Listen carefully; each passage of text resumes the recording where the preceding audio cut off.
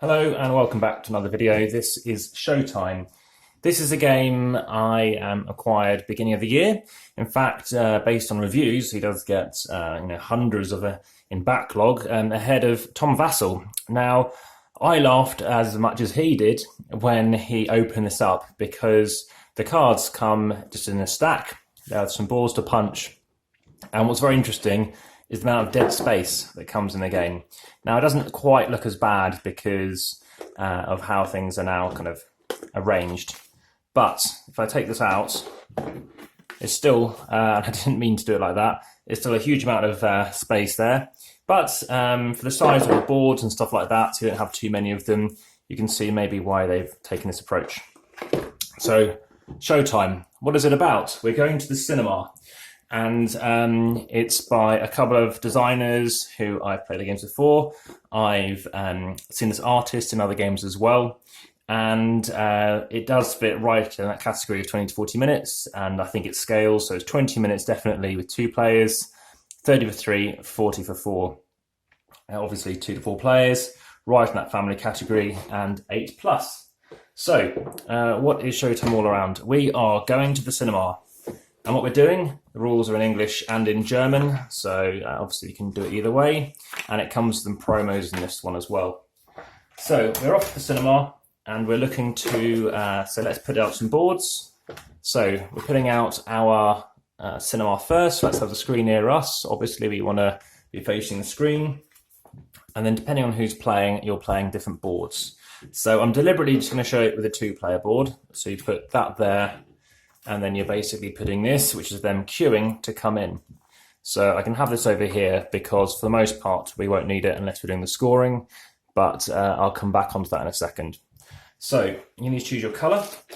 So you grab your little meeples, and I can't recall if it came in this bag, but just about all fits in, which is fine. And you chuck them, they're queuing to go in. So let's just do red and green, blue and green, just so they, I think from colour blindness, it's fine. The rest of the stuff in here is just to say if you pass the 20 marker, 40 marker, and 60 marker, so you don't have to track too long. So we'll leave that away for now. And when we pass that 20 marker, we'll come on to it. These boards we won't need. As you can see, they've got different rankings. So basically, if we had the boards a bit bigger, the reason why you have higher points sat here is because ultimately in this example, the best place to be sat facing the screen is this position. It's because I guess you're not too close to the screen, you're not too far back. And I know, having worked in a cinema and for a sort of cinema company on a separate place, that Atmos, Dolby Atmos is best sort of in the center. So I'm deliberately setting up for 2 because some of these cards actually work better than with 2, and it shows that I think for most people you'll prefer to play this at a higher player count, typically 3 or 4. So you'll be having all of these cards. These cards are just identical, but it's per person. So green would get that stack, and they got some bonus cards here, these promo ones, which I'll explain in a bit. And then let's just have blue. So you'll be having a stack of cards. You then explain everybody what they do if they haven't played it before, and then you're going to shuffle your deck. So let's just go through who these people are. It doesn't matter if they're not in order. This person is Nina Normal. She likes seeing romance and sci-fi films. So one way of scoring points is to be going to the cinema and seeing the type of film that they like. So in the game, there are 4 different genres. They're going to be shuffled, and you're going to place out 3 of them. So one of them, we don't know what that is. The first film they're going to see is a comedy.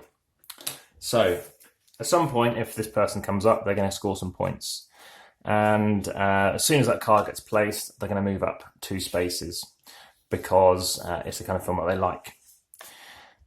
For this person here, he is a ladies' man, and he wants to be surrounded by ladies. So again, if there's someone sat either side of him here, he's going to score 1, 2, 3 points. Again, if we had the 3rd player board, then he could score over here, which again, he's not as useful in a 2-player game. You can play the director's cut, so everyone has exactly the same cards. And if you're playing 2-player, you probably wouldn't bother with this person. But it's going to be the same for both of you. Benny Blase, he doesn't react much to the films, and if he's sat in the two central seats here or here, if you're sat either side of him, basically in the same row, then you're going to lose -1 enjoyment, so that person would. But if he's sat here, you're fine. He obviously likes comedy too, so you give himself 2 points as soon as he was placed. Linda Love, so she likes other Linda Loves and Louis Love. So if you place her there, and then we manage to place Louis L'Amour here, they'll both score 2 victory points each. So that's great because they're going to get 4 victory points, but somebody else, say if Yellow was playing, could go here and he'll score 2, but if he went here, he'd score 4. So that's how crazy that can be. I've never seen it, well, I actually have seen it once in a 3-way tie. So those characters. Then we go into Leo. If he's sat here, he's so tall, he's giving -3 to the person behind, but he can't affect another 7, another Leo, because of course he's tall and can see over. So let's just leave him there, say. We've got Nino, immediately, if it's the relevant type, you'll get those ones. This one doesn't match either. Now, Gloria Giggle. So if you're a female, sat either side, you're going to score a victory point. She'll also score a victory point if she's sat next to a woman. So she giggles around women, and women, I guess, giggle, you could say, around her. So if you're a woman here, let's say Nora, she'll get a victory point because she's giggling, and she'll receive a victory point back. So she could score more. We have Ken. So we want to move Ken. Ken can move other males. So this person is obviously getting 2 victory points. So sat there, 3, 3, 2, 2, 1, 2, 2, 1. He can move him along, oi. And now he's sat there. He's getting more victory points and he's affecting somebody else. What B likes to do is sit next to men.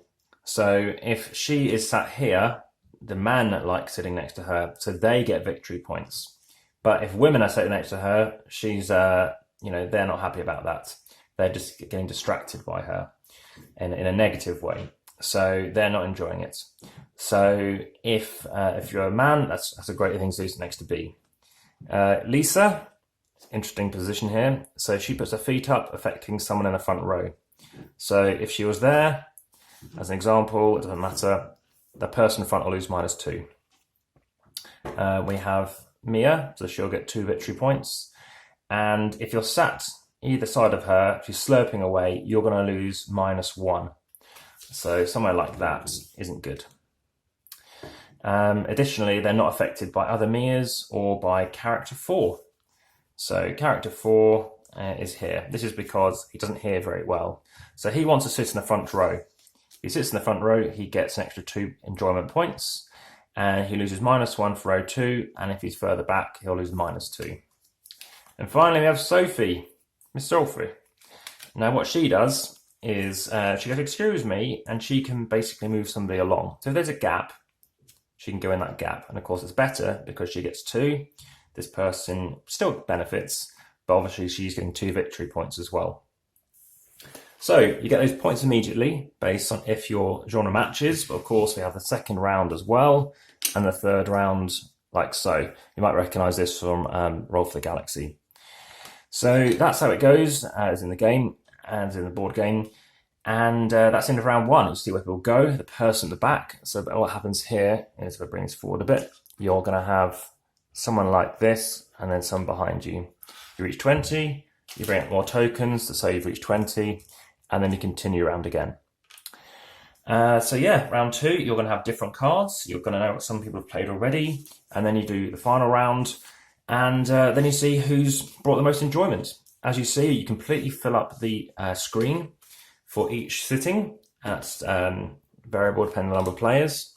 And the other thing to note is you have these promo cards. So I don't play this in the first time you play, but what you get out of here is, I'll just get the promo cards up. You also get a little cheat sheets which tells you where they sit, who's affecting it, and etc., who's around them. So we have Molly Moon. Again, she's a bigger slurper, so you'll lose 2 if you're sat either side of her. The best one in the game, Gary Garlick. He makes everybody move across 1 space. Okay, so that's pretty powerful. because yeah, he's got a strong breath and he can really dominate a screen. You have Mary Mobile, so she is like Ken. She can move a woman around, so she can plonk in a place and then take them and yeah, swap them around. And finally, I have Nick Nap. So when he gets placed, he does not want to wake up. If you don't wake him up, then you're going to he's going to gain 3 victory points. So check what can be played. And in this case, we have 10. So this person makes no effect. We have number 2, which is Benny Blase. He's not affecting him either. We have 17, so we know she's a slurper. And then we have 12, which is here. So she's not affected. But you do have other characters. You have like she can waking him up. You've got him who's going to affect him because I guess it just gets in the way. And you've got some other characters. I think there's one other. Ken can knock him around too. Gary can knock him around as well. So there are some people who can block people. The way I tend to stack the cards away is to put the promos back together again, and then you can leave them out because you can deal with them later. So let me just take the 20 and the 19. But as I said, with the director's cut, you can still play those ones as well. As you can see, there's not too much in the box. It's pretty simple in terms of components, quick to teach, and I really like the theme. I like the way that you move people around, and I've enjoyed the games I've had of it so far. It's quick. I don't think there's too much of luck. It works very effectively. So I'm going to elastic band for these. Oh, actually, in fact, I've got one here.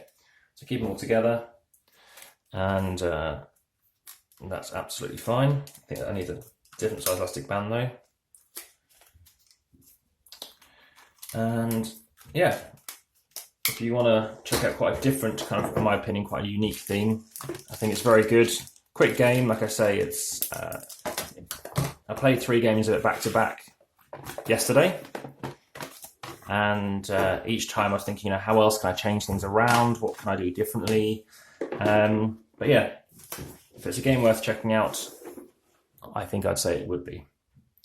So that is Showtime. Like I said, I'll put a different elastic band on it. It doesn't come with one, so you'll have to get it on yourself. And I actually thought I'd already recorded a video for this, but it turned out I don't think I had. So, not too heavy. It's 743 grams. So it is Showtime. It's by Pegasus Spiele.